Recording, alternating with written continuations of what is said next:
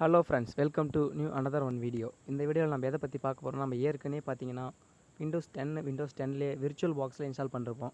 அதாவது விர்ச்சுவலாக இன்ஸ்டால் பண்ணிருப்போம்.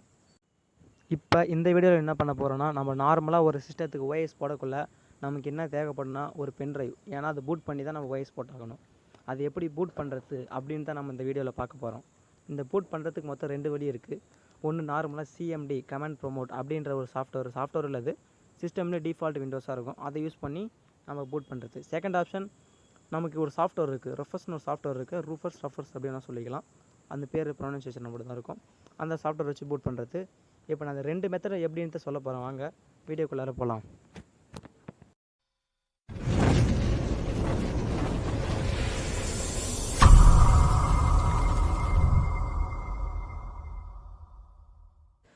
இப்போ நம்ம OS பூட் பண்ணுறதுக்கு முன்னாடி நமக்கு வந்து அதோட OS தேவைப்படுது. அதுக்கு வந்து நம்ம குரோம் மொபைல் ஆர் லேப்டாப் எதில் வேணால் பார்த்துக்கலாம்.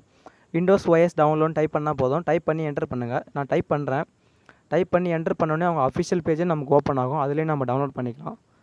பார்த்தீங்கன்னா சாஃப்ட்வேர் டவுன்லோட் மைக்ரோசாஃப்ட்னு இருக்குது. அந்த இதை ஓப்பன் பண்ணோம்னா நம்ம அவங்களோட அஃபிஷியல் சைட்டுக்குள்ளே போயிடலாம். இதில் விண்டோஸ் 11, விண்டோஸ் 10, விண்டோஸ் 8.1, விண்டோஸ் 7 இந்த மாதிரி ஒரு 4 எடிஷன் கொடுத்துருக்காங்க. இந்த விண்டோஸ் 11 இப்போ ரிலீஸ் ஆனது தான்.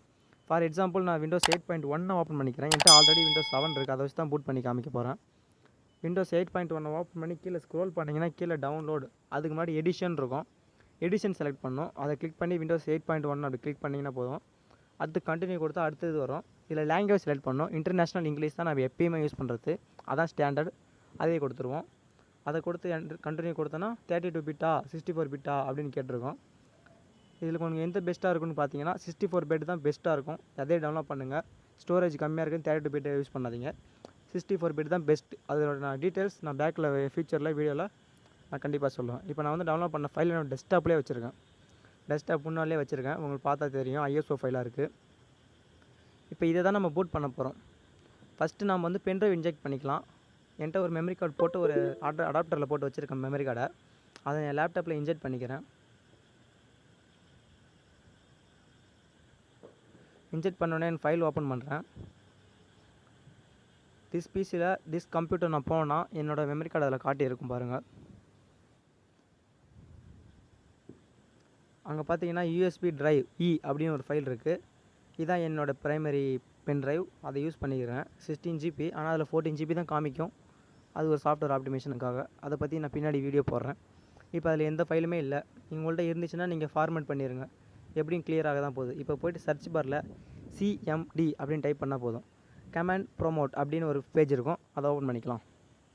இப்போ இந்த இடத்துல நம்ம டெஸ்க்டாப்குள்ளே போகணும். டெஸ்க்டாப்னால் அதில் தான் நம்ம ஸ்டோரேஜ் எல்லாம் இருக்கும். டெஸ்க்டாப்னு அந்த டைப் பண்ணுங்கள். டைப் பண்ணி என்டர் கொடுத்தோடனே உங்களுக்கு ஒரு SR நோ கேட்கும். எஸ் கொடுங்க. என் ஸ்க்ரீன் ரெக்கார்டில் அது காமிக்காது. இப்போ இன்னொரு பேஜ் இருக்குது. இதில் வந்து டிஸ்க்குன்னு கொடுங்க. இப்போ நம்ம லேப்டாப்லேயே எத்தனை டிஸ்க்கு கனெக்ட் ஆகிருக்கு அப்படின்றத லிஸ்ட்டு ஷோ பண்ணுறோம். என்னோடய பென் ட்ரைவ் வந்து செகண்டாக இருக்குது. ஃபஸ்ட்டில் இருக்கிறது வந்து என்னோடய ப்ரைமரி ட்ரைவ்.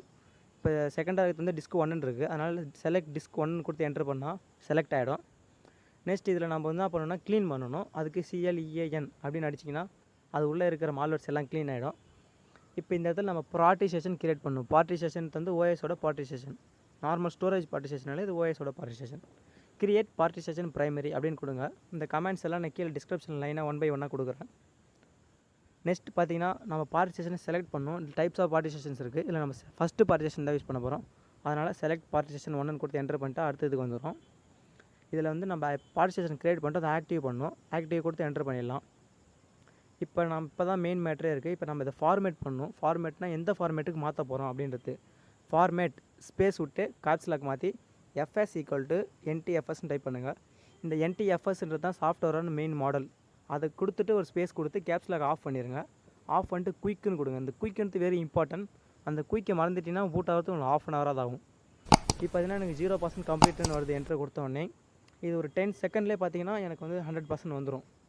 நீங்கள் அந்த குயிக்குன்னு கொடுத்தா தான் இப்படி வரும். குயிக்குன்னு கொடுக்கலையா அப்படின்னா வரவே வராது. குயிக்குன்னு கொடுத்தா மட்டும்தான் வரும். இப்போ அந்த இடத்துல எக்ஸைட்னு டைப் பண்ணி வெளியே வந்துடுங்க. நெக்ஸ்ட் இன்னொரு பேஜ் இருக்கும். அதுலேயும் எக்ஸைட்னு டைப் பண்ணி வெளியே வந்துடலாம். என்டர் பண்ணால் வெளியே வந்துடும். இப்போ நம்மள்ட்ட அந்த OS ISO ஃபைல் இருக்குது. அதை டபுள் டேப் பண்ணி ஓப்பன் பண்ணிக்கோங்க. இல்லை ஒரு என்டர் பண்ணி கூட ஓப்பன் பண்ணிக்கலாம். நான் ஜஸ்ட் அதை டபுள் டேப் பண்ணி ஓப்பன் பண்ணிக்கிறேன். அது உள்ளே பார்த்தீங்கன்னா எனக்கு 9 ஃபைல் இருக்குது. அந்த 9 ஃபைலையும் நீங்கள் எதுவும் பண்ண தேவையில்ல. அப்படியே எல்லாத்தையும் காப்பி பண்ணி இப்போ நான் பூட் பண்ண பார்த்தீங்கன்னா அந்த பென் டிரைவ் அந்த பென்ட்ரைவில் போய்ட்டு இதை பேஸ்ட் பண்ண வேண்டியது தான், வேறு எந்த வேலையும் பண்ண போகிறதில்ல நம்ம. நான் திஸ் பிசி போகிறேன், என் பென்ட்ரைவ் செலக்ட் பண்ணிக்கிறேன், யூஎஸ்பி ட்ரைவ்னு இருக்குது, அதில் போய் நான் பேஸ்ட் பண்ணிட்டு தான் பண்ண போகிறேன். இப்போ பார்த்தீங்கன்னா ஃபைல் ட்ரான்ஸ்ஃபர் ஆரம்பிச்சிடுச்சு. இது ஒரு 15 மினிட்ஸ் எடுத்துக்கும். நான் அதனால் இதை ஃபாஸ்ட் ஃபார்வர்ட் பண்ணி உங்களுக்கு காமிக்கிறேன்.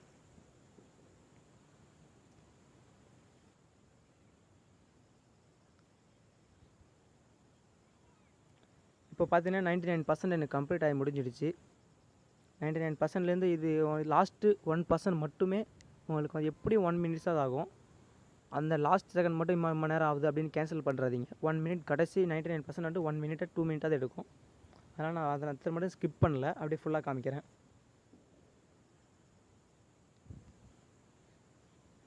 ஓகே, இப்போ 100% 9 ஃபைலும் காப்பி ஆயிடுச்சு. இப்போ கம்ப்ளீட்டாக காப்பி ஆன உடனே திஸ் பிசி போங்க. இப்போ பார்த்தீங்கன்னா ஸ்டோரேஜ் ஃபுல்லாக இருக்குது, 11.7 ஜிபின்னு இருக்குது. இதை நான் பிடுங்கி சொல்லணும் என் பென்ட்ரைவை ரிமூவ் பண்ணி மறுபடியும் இன்ஜெக்ட் பண்ணுறேன்.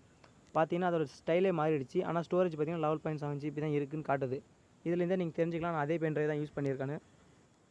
இது பார்த்தீங்கன்னா ஓப்பன் பண்ணேன், அதுலேயும் 9 ஃபைல் இருக்குது. அதில் பார்த்தீங்கன்னா அந்த ட்ரைவ் சிம்பிள் மட்டும் மாறி இருக்குது. அப்படின்னா என்ன அர்த்தம்னா இது ஓஎஸோடைய ஃபைல். இப்போ மெத்தட் 2 வாங்க பார்ப்போம்.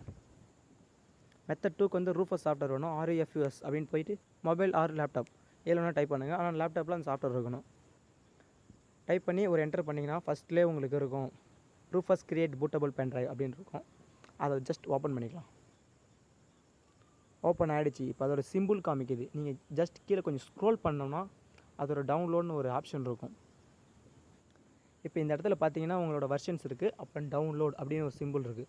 அது கீழே 4 பாயிண்ட் இருக்குது. அதில் ஃபஸ்ட்டு பாயிண்ட் refus 3.17 1.3 MB இருக்குது பார்த்தீங்களா. அதை ஒரு டச் பண்ணிங்கன்னா உங்களுக்கு ஒரு ஆட்ஸ் வரும், அதை க்ளோஸ் பண்ணிடுவோம்.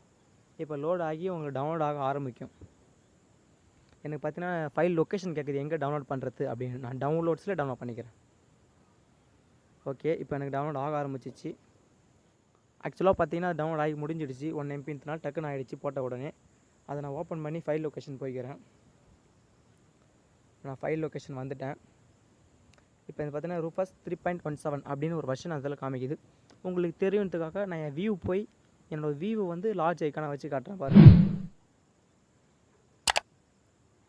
இப்போ உங்களுக்கு பார்த்து தெளிவாக தெரியும் refus கரெக்டாக இருக்குது. இதை நான் ஜஸ்ட் என்னோடய டெஸ்க்டாப்பில் எடுத்து வந்து வச்சுக்கிறேன் முன்னாடி மானிட்டரில்.